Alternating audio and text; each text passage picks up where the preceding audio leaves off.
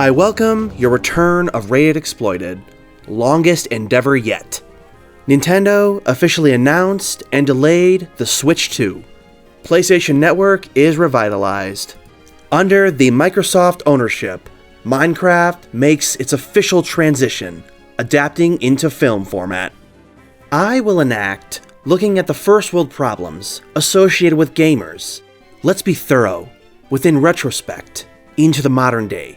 Let's take the minimal gripes, look at the comedic effect, and how we herald in memory the most infamous of gaming moments. Subjects of the most minute quality embrace the irony of entertainment. The memes, the embodiment of terrible decisions, become the most memorable in reference. Accumulated atrocities manifest on the digital scene. It's a perceptive realm where consoles oxidize, no matter your maintained side of gaming. Here, even entomophiles reject a roach-infested PlayStation 5. You are hereby initiated into Rated Exploited.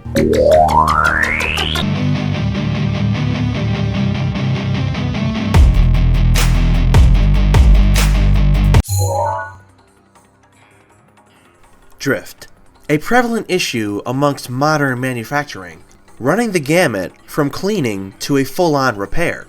Problematic throughout the genres.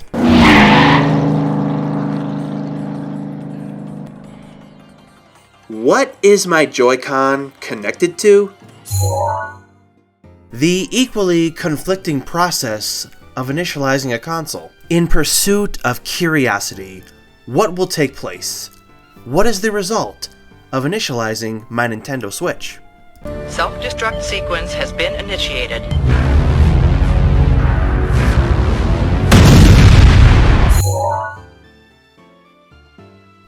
Pursuing a new console game within a genre I favor to the greatest extent. I crave an apocalyptic adaptation of the cordyceps fungus. Setting this as the expectation, the reality of the game is a familiar one. This cover shooting gameplay, the dark-haired protagonist, I recognize it. Magnify. Identify. The painful realization you're on the bad ending path, but not until it's too late. Heck, Nintendo designed an entire timeline around this trope. Failing a boss fight by one incorrect input, such as reloading when you meant to dodge. Scavenging Hyrule, intent on rupees to purchase the Hylian's shield, only to experience a rude awakening below Kakariko Graveyard. I find the irony in the Kakariko child scolding and preventing you from messing with the graves, but Dempe himself is careless to your actions, disturbing the long-dead Hylians below the soil. Offlocking at the castle gates during the Bloodlines quest, a prevalent issue across each of the platforms. Dead end glitch.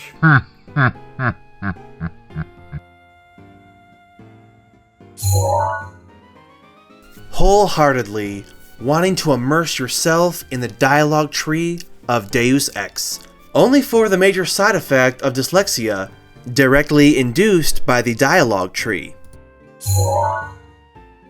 Mistakenly deleting hundreds of hours of save data. Recently, I lost progress in the Mushroom Kingdom visual novel. So thankful Nintendo provided a bookmark. The epitome of a useless pre-order bonus. Diluted handheld ports of full arcade and console games, retaining very few features, let alone gameplay and specific mechanics. Outsourcing to developers, pulling off an unrecognizable result. Tony Hawk's Pro Skater for Game Boy Color comes to mind, but on this console, the rarity of accomplishment is by none other than Rareware, porting a simple yet effective version of the Donkey Kong Country games, a testament to their skill in porting to such minimal hardware. When the internet was nothing more than small JPEGs, evaluating games for their quality and design remained a gamble amongst availability and accessibility. Magazines and promos could not cover every console, let alone individual and exclusive games to each platform. With the death of traditional advertising methods outside of the internet, it's allowed for more eyes than ever to look over the obscure titles and give notoriety to the niche markets. Region locking is a concept I wasn't aware of as a child, but in the modern day, it's much less prevalent. Those laws and restrictions have been reduced. In the prior eras, it played out amongst exclusive games, specific to regions and even single countries, Japan themselves, and even England. The tactic is no different in this country, with our specific consoles, such as the PS2, only playing US and Canadian-based launches. In perspective, if I never get to play these international titles, I therefore take refuge in learning about these most unique titles. Games only launch in limited quantities within a single region. I admit, it's not a subject I've heavily researched, but a prominent example of the high-priced aftermarket variety is freshly picked Tingle's Rosy Rupee Land, a Japan exclusive with a rarity undetermined. With the aura Tingle sets within his games, this launch would have done the same thing amongst the US releases of Legend of Zelda. Ridiculous hardware prices, prominent in the retro eras. Check out what this Super Nintendo and accompanying games went for back in the 90s. Squaresoft's Secret of Evermore. Look at this listing. The price is no joke. Back then, I wouldn't be able to comprehend this number. In comparison, look at it adjusted for inflation. I bring this up anytime someone complains of the high price of tech and gaming exclusively, and different titles requiring the right software and hardware. I hated going over PC box games. Does the PC have enough RAM? Is the OS up to date? Is it even supported? I'm thankful the modern day has rendered this to a nitpick. Far more accessibility and consistency for players throughout. The obscene amount of proprietary cables, from power supply to signal to video. I hate the process of swapping the AV connection between Super Nintendo and N64. It was an even greater pain of changing out the coaxial ports when the television only had one to utilize. I'm still disregarding the television antenna, which also used the same connector. Today is so minimal. Use and dependence on two cables, power and HDMI. Pathetically short controller cables. For many years, I had no clue of the lack of consistency. The Mega Drive 3-button controller sports a 3-foot cable, while the Super Nintendo is roughly 6 feet in length. No neck cramps guaranteed. Early 3D games are the best example when thinking of a camera draft. Games such as Duke Nukem 64 feature camera control at a primitive state. I honestly never had an issue with this game on PC, but upon playing it on the 64, it's cumbersome and unnatural. However, I see this as a draft for 3D first-person shooters to come. Here is where the influence initiated. Tank controls and their heavy reliance on the earliest of survival horror games. It especially became redundant when Sony introduced the first DualShock. With the use of the analog sticks, the hardware proves itself ahead of the controls implemented. This mechanic had its time in the spotlight, fading away with the dependence of the D-pad. Out of sync input delay. Although I've not witnessed this through the majority of gaming, the prominent example are the original Tomb Raider games. I especially got sick of timing jumps just right, not according to the visuals on screen, but to the amount of time between Lara's jump and my pressing of the D-pad. As a guy who only sees the LJN logo anytime a rainbow is presented, Lara's polygonal design brings back the memory of summoning my calculistic skills. A gatekeeper's worth of patents, such as Galaxian replacing the loading screen between the UI and gameplay of Ridge Racer. Multiple developers found their own alternatives. Bethesda used character models and in-game facts between points of gameplay. Capcom perfectly implements the use of doors, building the tension between areas in-game. The endearing mystery between these points is perfectly implemented by the original Resident Evil. I'm also a fan of Ubisoft's take, embracing the reality of a loading screen between real life and the Animus. The digital struggle of emulating Atari's final console. Jaguar is home to multiple exclusives. Forget the software. If Doom can run on a calculator, surely I can implement its keypad to imitate the Jaguar's controller. Losing one's Game Genie manual, detrimental and vital for use in operation. A modern day example is misplacing your Game Boy Player GameCube disc.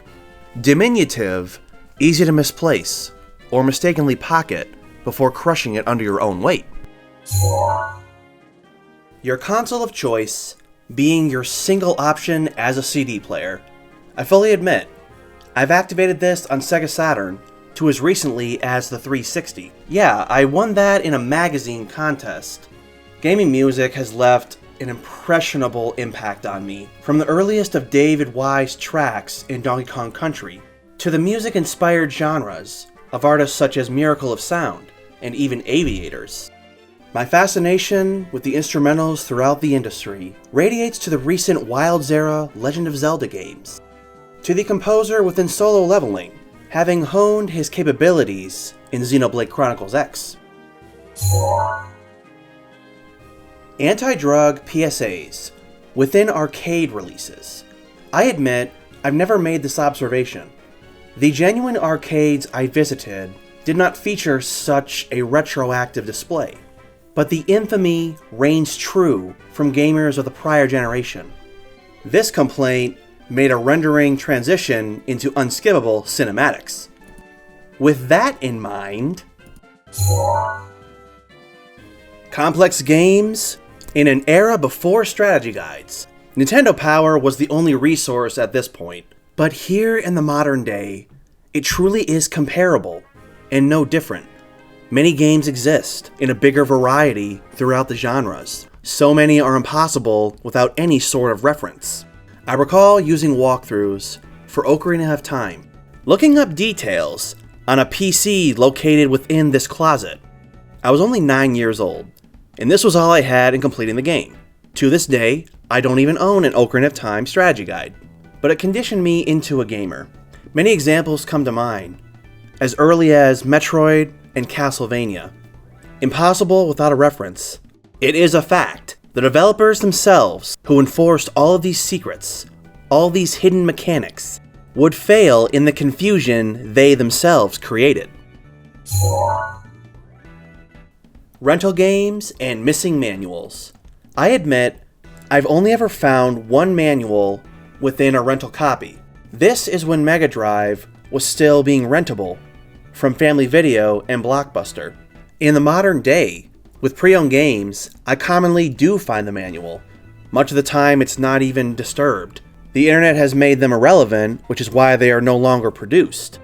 My best experience, the definitive finding of an unused soundtrack code from Gareth Cocker. Hours of replaying that same demo disc, when one could not afford the games it advertises. For me, this was especially prevalent on the PS1 era, before I even knew the concept of an allowance. I spent hours amongst the 3 segments of Wind Waker when I first got my GameCube. Essentially gave me the practice I needed for the actual game. This fact reigns true for even the 3DS. I playtested multiple demos through the eShop, seeing what genres were offered, which ones utilized the 3D, and exactly how.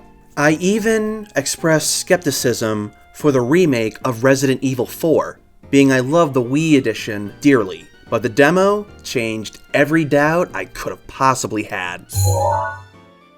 The early reliance of corrugate packaging, a process and adherence Nintendo initiated with the final release on GBA for 2008. Sega had the right idea with their first cartridge-based console, the Master System. This cardboarded mentality has surpassed its value in identical fashion to retro trading cards. When my good friend accepted the fate and closed his retro game store, he asked if I would like 4 in-box copies from the N64. I accepted and paid a fraction of their value. But here in 2025, I cherish them. Mementos from an era I could not appreciate when they were new. The generation I named the era of transition. Swapping the coaxial cable between VCR and consoles. Yes, the TV only had 1 port. As a kid, I thought this was a regular occurrence, not realizing a splitter existed specifically for this format. In my childhood routine of swapping the cable to the Super Nintendo, my interference caused the giant CRT to crush the Super Nintendo below. With glass versus plastic in mind, the TV came out on top. I don't even recall a simple mark for crushing the console below. Multiplayer screen looking, specifically in the early days of couch co-op. Simple research opened the floodgates of gamer mentality and actions taken within this decade. I am especially empathetic for the amount of adhesive left on these TV screens. Would not work in the same fashion today, as glass reflective panels are a thing of the past. But my best experience is playing Mario Kart 8 across the theater screen. With that fact recalled, can you imagine my first action of connecting my PS5 to a theater screen? There's good reason for my glistening skin and how my pores are so clean and clear. I eat little baby's ice cream. This is a special time. Little baby's ice cream.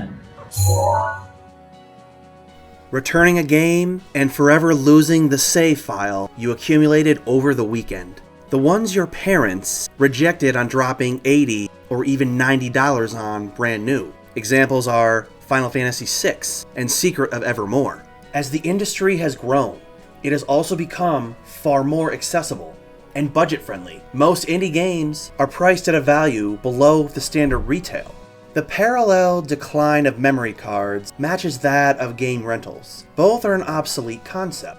I theorize, could I have finished Battle for Bikini Bottom in less time and money of buying it brand new? Singular save files on the mainline Pokemon games.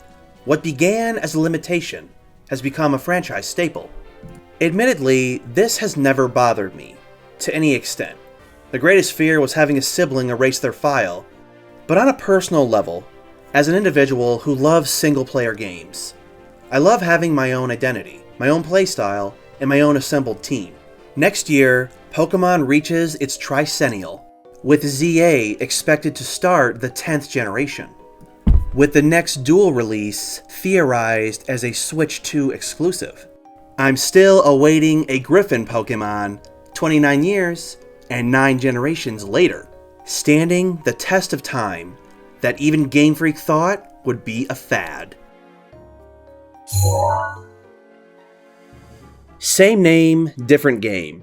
While primarily of the 2000s, when licensed games reached an all-time high, these titles would expand multiple genres across various platforms. One cannot expect the capabilities of the Wii to translate to the DS version. Never would I have guessed games of the same basis and box art are completely different styles. So if I enjoy Pokemon Emerald on Game Boy Advance, I have an extensive library of PS2, and I've just received my Nintendo DS.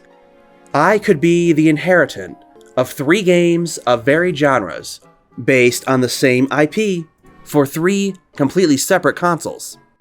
Naturally, the consistency varies, forcing the comparison between consoles. Handheld superiority even exists for this scenario.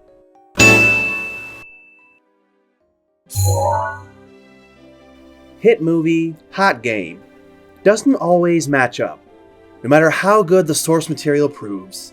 With the constricted time and depending on the developer, this ranges the full gamut of quality. The rare exceptions of a perfect adaptation has increased in rarity over the modern days of gaming. The Raid is similar and comparable to Christmas movies, the best ones coming out few and far between, from as recent as Christmas Chronicles and Guardians of the Galaxy Holiday Special. With the current development of this video, most recent release is Indiana Jones and the Great Circle, getting rave reviews from critic to viewer. The PS5 version on the way for this upcoming spring. To an ironic extent, I enjoy much of the arcade shooter Terminator Salvation, although I don't recall too much from the movie.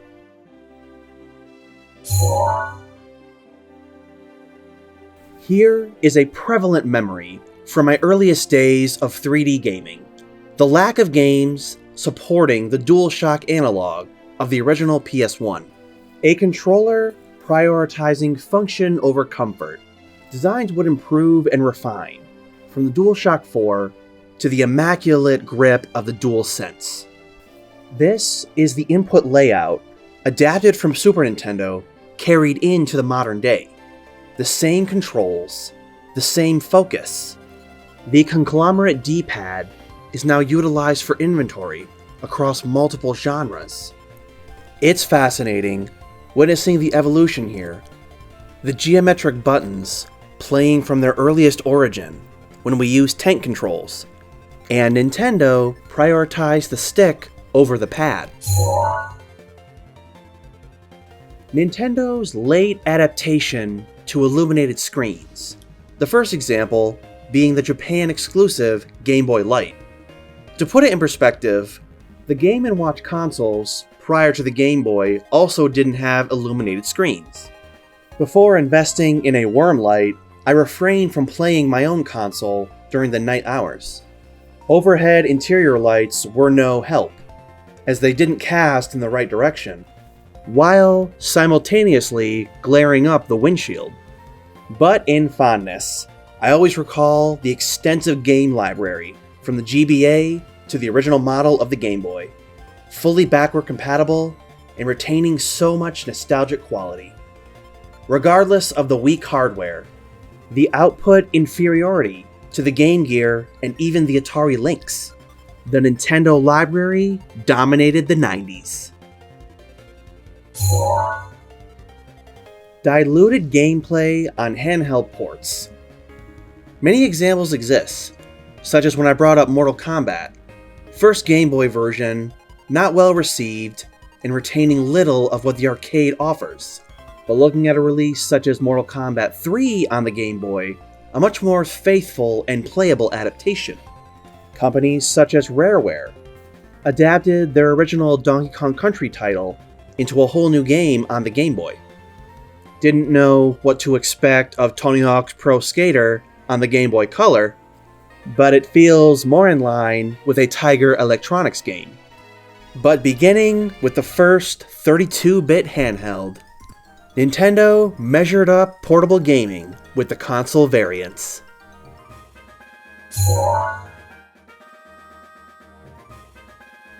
Battery ignorance, not taking care, or simple note on what the console is needed, from controller to all 3 models of the Switch console. I've interacted with people since the launch in 2017. Batteries dying, completely bricking the system itself, a side effect of a cheap charger you found at a dollar store or even a fuel station. I frequently sell Switch consoles, The same will be true for the launch of the Switch 2 later this year. I'm always adamant, never use a charger not designed for the battery of your device. It's better to spend upwards of $50 on power supply designed for the hardware. Even proprietary Nintendo DS chargers are not created equal. Do not equate the accessibility of USB-C with an identical battery across technology. Unskippable cinematics. Cutscenes in an ulterior form of terminology. Full motion video may seem like a tactic of unnecessary emphasis. Plenty of examples exist. Perceptively, this only bothers me on occasion, exemplified by characters I don't give a damn about. But I theorize, visual novel fans more than likely have a higher tolerance of cinematics. However, they serve a purpose. Animations are vastly more engaging.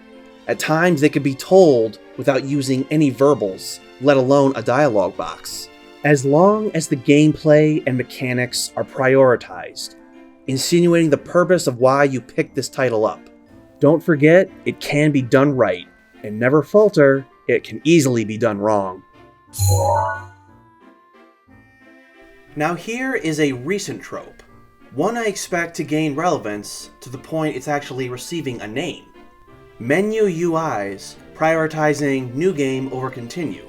Beyond the likelihood of an oversight, I'm not too sure how to interpret.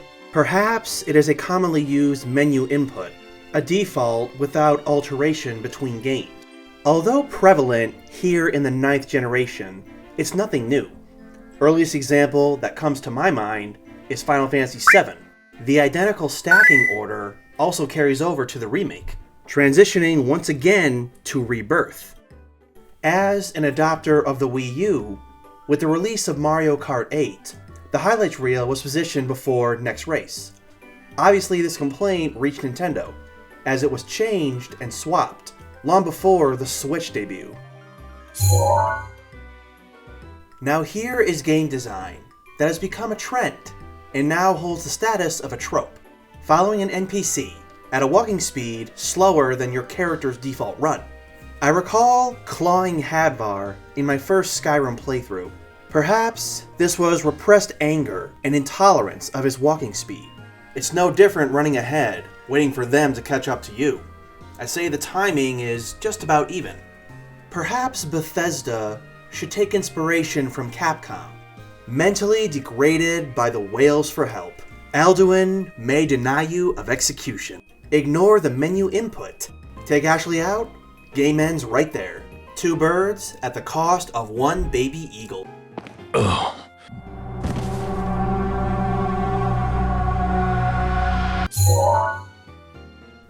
Now here is proof of the budget-friendly side. In regards to Train Simulator, I was amazed to find out if one were to invest in every DLC and microtransaction, the total value exceeds $2,000, before and not even counting tax. Regarding this immensity, is it required to have every included on the game? And how many versions does this spread across? As far as I know, there's been a consecutive update every year since the game's inception. It's a prominent gripe for pessimists. Honestly, I find it hilarious. I would not get enough engagement from Train Simulator to continue investing time, and especially my hard-earned coin. For the moment, this statistic will be a legend. I expect it to be topped in the future, in an all-new, more refined and realistic edition for their simulation games.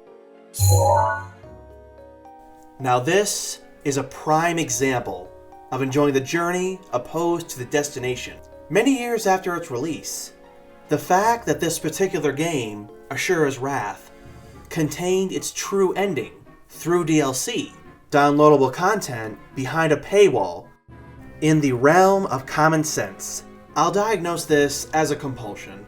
Multiple games I try out, have enjoyment of, but I never feel too much of a loss if I don't complete it, as long as I've really embraced the journey and gotten a kick out of the gameplay. My best guess is playing on the cliffhanger mentality, enticing people enough that they'll invest in the follow-up. Ironically, this game never got a sequel. Could the reason be reciprocated wounds of developer and player? Perhaps it's a side effect, shattering any trust previously established. At this point in the video, I want to take a moment and emphasize the ridiculous nature of licensed games.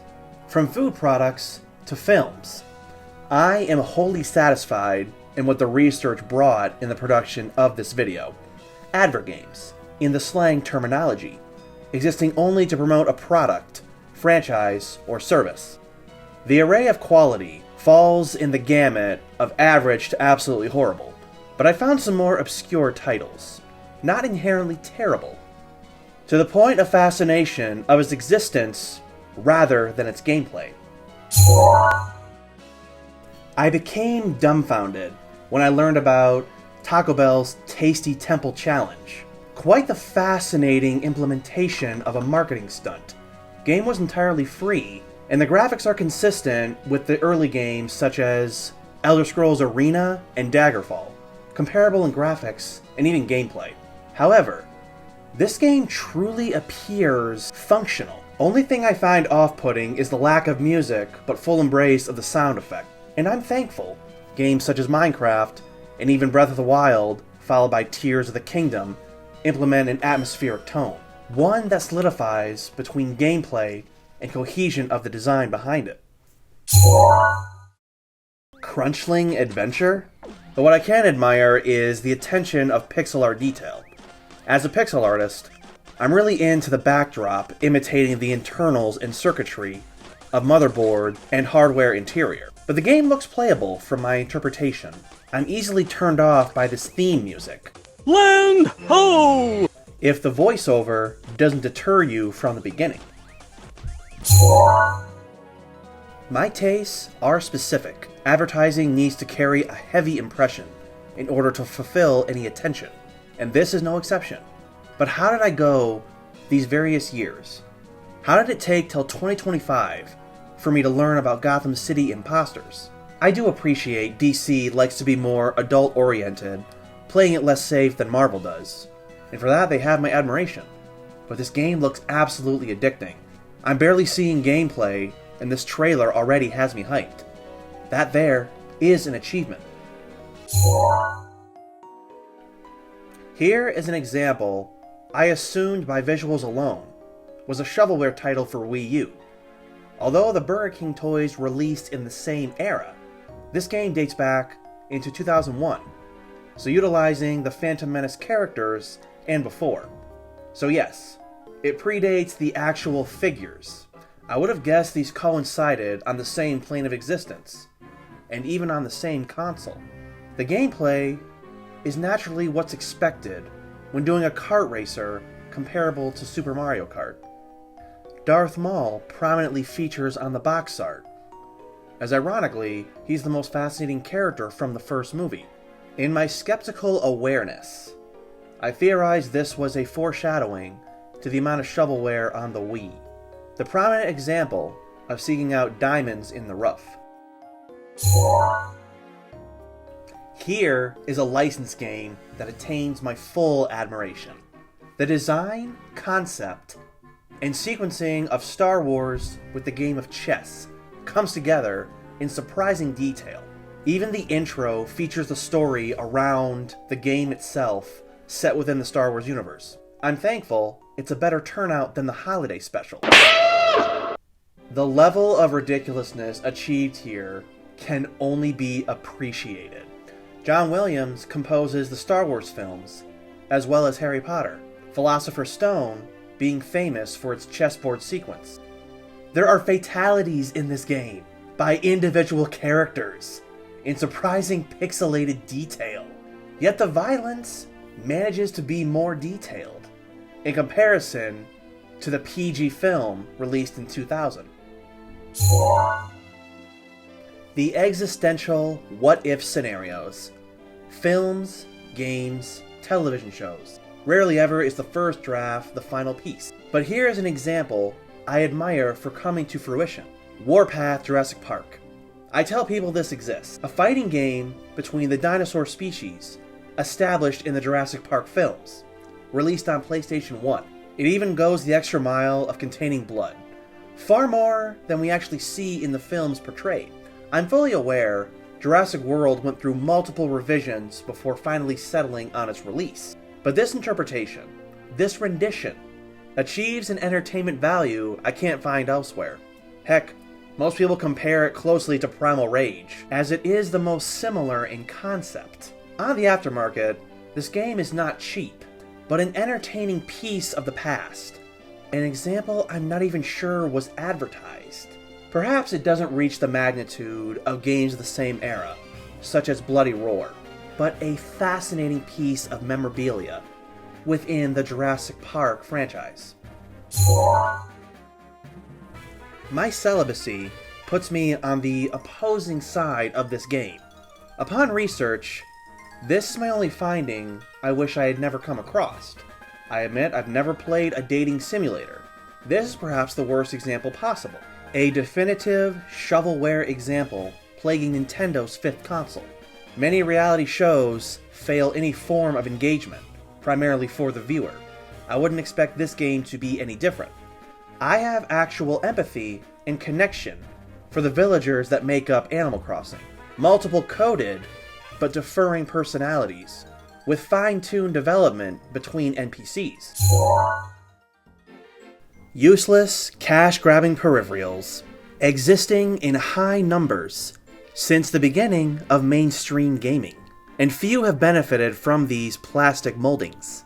Through the online gaming community, each of these have become a joke from the eras of those in memory. Nintendo is launching their next Direct. As gamers, we can assure the new console will bring out new useless peripherals. But to conclude this entry on a positive note, this gives us more material to laugh at, to create memes upon. The new clapping advertisement more than likely will play into this new era of peripherals. Bring on the ridicule. Nintendo's indecisive behavior across decades, multiple games, on every console. They cannot decide upon a sound effect for Mario's jump. Gamers want consistency. They scrutinize even the minute details, such as an 8-bit chiptune representing the jump activation. The confusion is agonizing. How can I define each composer? Which sound chips migrate? What are those left behind in the retroactive history?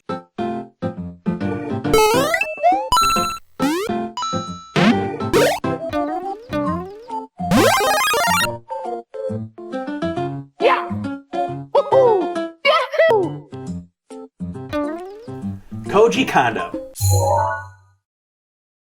The longing exclusivity of PlayStation 3 menu themes. I've loved these since my first discovery back in the 7th generation. I haven't seen it replicated anywhere.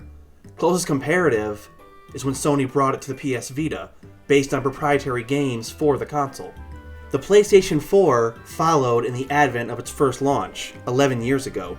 Closest comparative, at least from the Sony standpoint, we have PS5 console covers of various manufacturers, colors, and designs. Nintendo even applied their own proprietary themes to the 3DS consoles. I admit, I invested in various ones and frequently alternated between the selections. We heavily customize our smartphone UIs. I so desire, in hope this will make a return, perhaps on the Switch too. Now that I'm thinking about hardware, the immense amount of console covers for PlayStation 5 models, all 4 to be exact. When researching the available options, I became overwhelmed. Fully triggered into being indecisive, I'm in absolute awe on what people have come up with. Sony embraces the controller aesthetic, even panels based directly on their exclusive games. No, we can't customize the UI as we did in the prior 2 generations, but the console covers are a great alternative. I haven't seen this attention to detail since the Xbox 360. Customizations that are fully embraced. Consumer, developer, hot in options, varied in detail. A genuine factor for the subject of this video, and a modern existential crisis of a first world gamer problem. Hardware ahead of support. New tech is an accelerating endeavor, one that has been going on for decades. It takes media much longer to catch up, to truly take advantage, validating, and justification of upgrading consoles. This is why developers hold back, not fully utilizing a console's power with their first release. It's prevalent to witness the best looking game of a console's lifespan toward the end of its generation cycle. A current example, I would have no utilization of a PlayStation 5 Pro, being I can't afford an 8K television. Plus, only a handful of titles support the feature out of the box. What about a 4K HDMI cable? Do I need that to reap the entire benefit? I purchased a 1X just so I could play Zootopia 2 in 4K, so that's justified. The finite nature of backward compatibility. As a kid, I didn't know any better. The DS can play Game Boy Advance games. Naturally, I assumed it would support color and the original. Man, was I wrong. I even had the same delusion for the Game Boy Micro. Awkward in hypothesis, as a child, I purely associated the DS as Nintendo's dominant handheld, plagued by the false assumption it could play every Game Boy and Game Boy Advance game ever produced. In the same mentality of not making the Super Nintendo backward compatible to the NES, I think Nintendo did this to cut costs, keeping it accessible to a child demographic. The trajectile dud that is the PlayStation Classic. Inferior. A diluted example of first-party emulation. I was enticed upon its announcement, but the pre-installed inclusion of games killed any desire to invest. The price was redundant before it was knocked down 75%, disregarding the ready availability of the games chosen. Classics I've already purchased and downloaded for my Vita. A prominent example of less is more. In perception, in retroactive sense, can this be classified as a cash grab? I'm still undecided. The adverts didn't hide anything about this console, showing its underwhelming library in resolution that has been far exceeded by multiple platforms. All hype is neutered by these honest adverts. Here is a reoccurring theme as old as gaming itself. Afterthought, minimal effort box art. Prevalent today and no different in the past. As a graphic designer, it does bother me, and it is a major pet peeve. But I'm an artist, and I love dissecting art, and I put so much work into these thumbnails alone. I love leaving an impression. Thankfully, content cannot be judged by its cover, no different from the earliest days of bookbinding. When I can break down your box art to 3 PNGs, 2 in-game images, and 1 brushstroke with radial gradient, I hope your cover, though minimal, doesn't represent the quality of your game. This reigns true for movies, no different for the posters. When the budget has gone primarily to the movie, don't take the poster at face value. Positively, let's end this on a comedic note regarding box art. The gaming era of pre-polygonal anatomy. As an art major, I especially find this hilarious. Allow me to make a ridiculous connection. Upon research for this particular video, I discovered a 1980s game by the name Chucky Egg 2, starring Henhouse Harry. If I was tasked imagining the sprite, fleshing it out for the accommodating box art, what direction would I take? Blissfully, I have the hypothetical result. Definitive proof of the inspiration for Seth MacFarlane in designing Peter Griffin. I'm confident he was indeed going for an anatomical joke. Whoever the designer is, they could have gone with a simple screenshot. But I know, wholeheartedly, laughs are achieved back when this was first designed. An extensive endeavor, well concluded. Second video of 2025. 5 years going. I'm thankful and grateful where Rated Exploited has carried. Viewers and quality of the videos increased. picking up with my adaptation of centering it on Bionicle. However, I knew from the beginning I could not restrict my content to LEGO alone. I rounded out the end of 2024 with Horrid Name Game, going over terrible tech titles throughout gaming and hardware. First video for 2025 is on the 6th generation. I will link that below. As for the current moment, this is the longest video I produced yet. I accepted and initiated the challenge, using discipline and looking at the negative aspects of gaming, from retro into the modern day. Didn't want to pick favorites or gripe within a singular criteria. Nearing the conclusion of first world gamer problems, I evaluated the statistics of the Switch 2 reveal less than a week from this production. Ultimately, I decided on quality over quantity. I am a retail manager, and this will be my first console launch from the business side. Therefore, I look forward to June 5th. Regarding the gaming generations, I've given each one their own nickname, use of adjective to describe the overall theme throughout that era. It's my mentality I worked into my tabletop game, and now rated exploited. 5 years on, and the approach of the new console, I have yet to define, summarize, or condense this console generation nickname. The prominent theme I've witnessed is accessibility, breaking barriers, involving crossplay between consoles, and long, multi-decade exclusives making a competitive crossover. Nintendo started such a trend with the launch of the Switch in 2017. To this day, it is the #1 most successful hybrid console. Sega and even TurboGrafx attempted this back in the 90s. Sony has officially ported their console exclusives to PC running Windows and even Linux. As of 2025, the rumors are sparking of Halo coming to PlayStation 5, and later Nintendo Switch 2. In terminology, barriers and borders are breaking. Exclusivity is fading. As a gamer of the niche and obscure, how can I define this? I own neither an Xbox console or a PC. I stick with PlayStation and Nintendo for their exclusive games. Generation 7 and 8 are easier to define. I base 7 around transcension, going beyond controller and screen. Illusion defines the 8th generation, as graphics reach the point of an easy comparison to real life. No longer did things look artificial, even animation-like.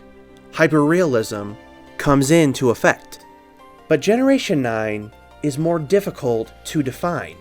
5 years in, this could only be the halfway point of the current era. An additional key factor is the new range of controllers, from size differentiation to varied input and robustious builds.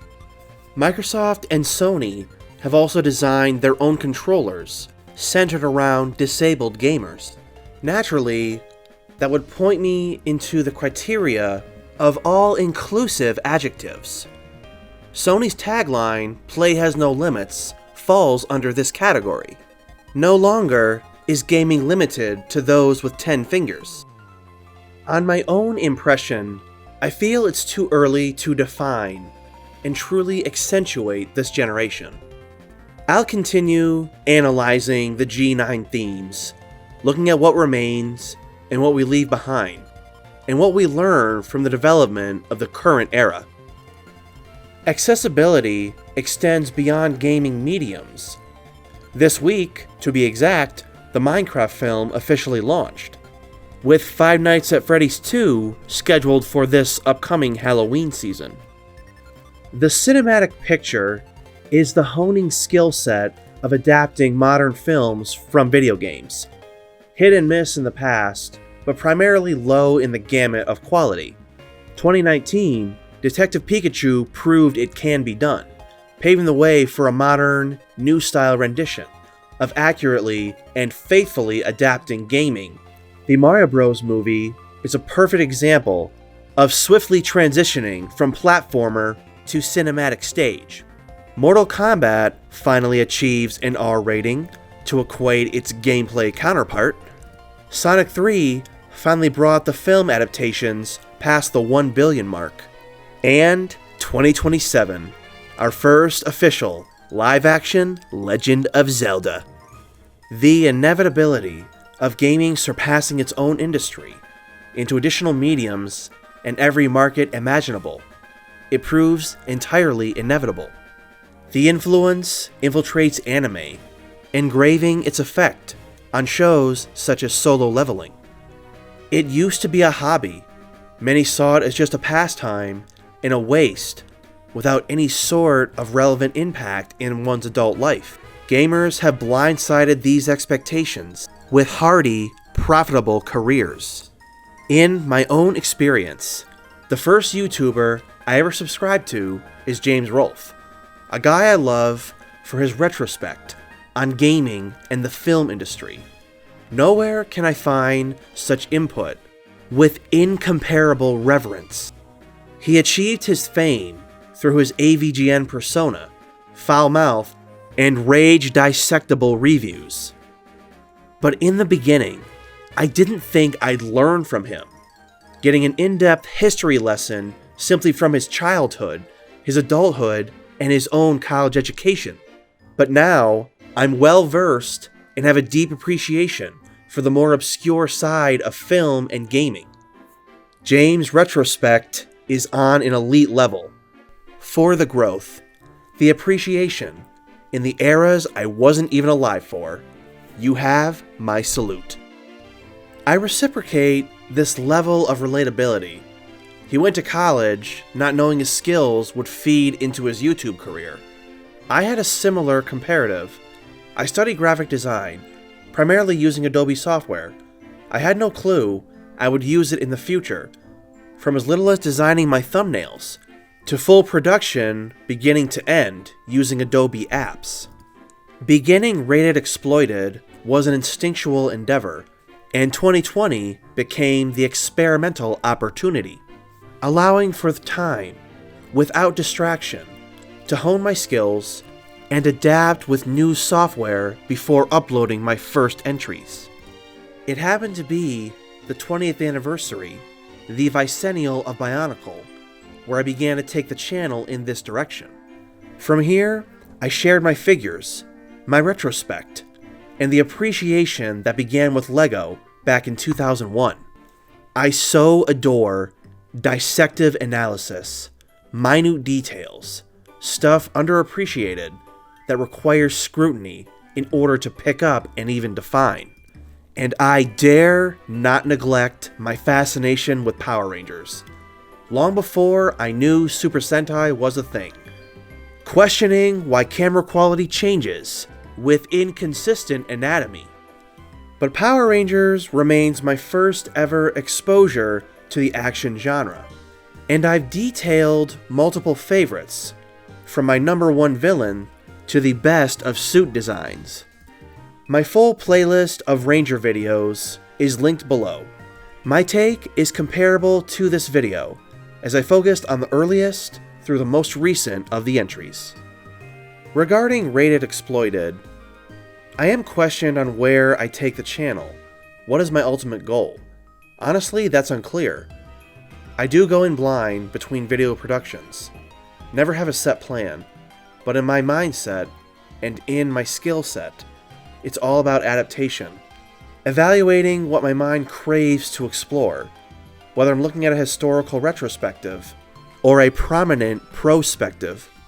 I'm always discovering new titles, new hardware, obscure peripherals I could never guess came into existence.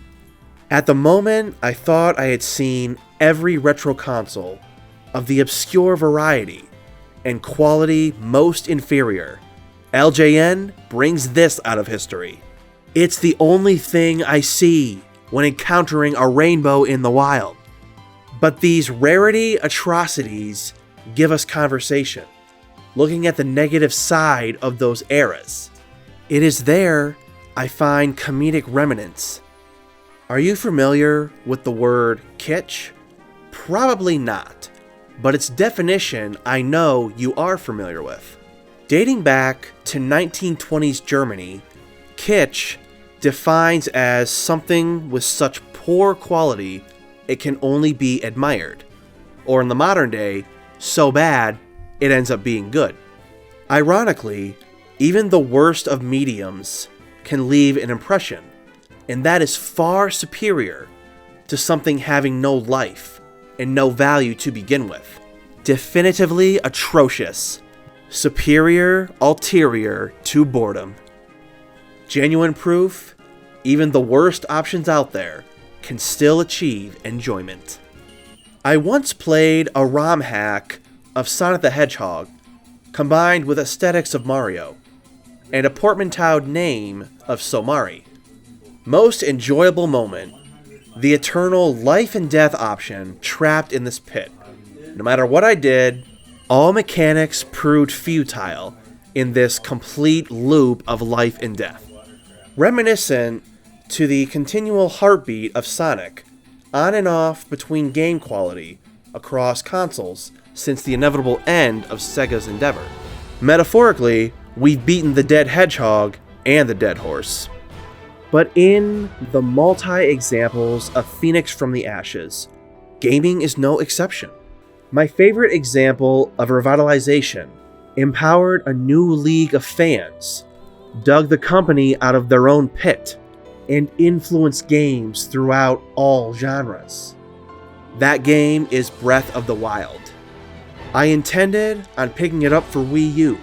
I waited multiple years and went through delays, the same types I had experienced with Twilight Princess. Wholeheartedly, I knew I would find enjoyment. I'd find points in the game to leave an impression, to be as memorable as everything Nintendo established. But never did I suspect it would be Nintendo's saving grace, the retribution for the Wii U's failure. But Nintendo breathed new life into this game, a whole new outlook and depiction within Legend of Zelda. What started with the format established in A Link to the Past made its impressive conclusion with Skyward Sword. Many game developers would look at such a release and define it as a success, but Nintendo took it seriously, enacting discipline upon development to the follow-up. Now, we all know, from developer to gamer, it was worth it. To my fellow gamers, your views are appreciated. Your subscriptions are an open-armed welcome. I am Rokuly, and this is a rated exploited endeavor. Once again, it's the longest video I've conceived yet. I'm not even sure what the next one will contain, but I know where to start. But for now, I'll keep that to myself, as it will be a surprise and a blindside upon its upload date. To a life of reduced loading screens and skippable cinematics, this video is to your dedication. With tax season concluded, it's time to cash out. Or